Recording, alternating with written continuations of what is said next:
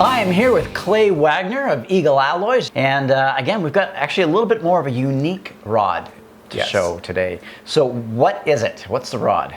This rod is our Eagle 316L DHO rod, so that's a downhand only rod, kind of a unique thing.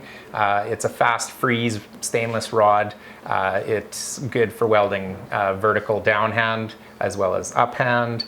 You can also weld overhead with it. Right. And it works for thin to medium thicknesses of stainless steels. It's available in 5/64, 332, as well as a 1/8. Okay, so what thickness of stainless steel are we working with today? Today we're quite thin. We're going to try it on some 16 gauge. Right.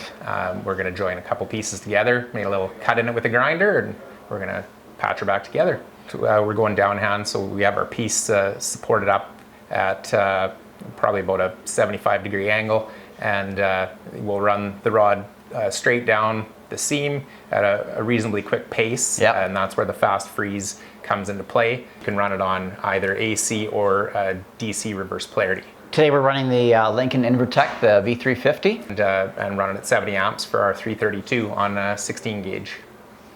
Sounds good. I'm ready. Let's do it. Let's do it.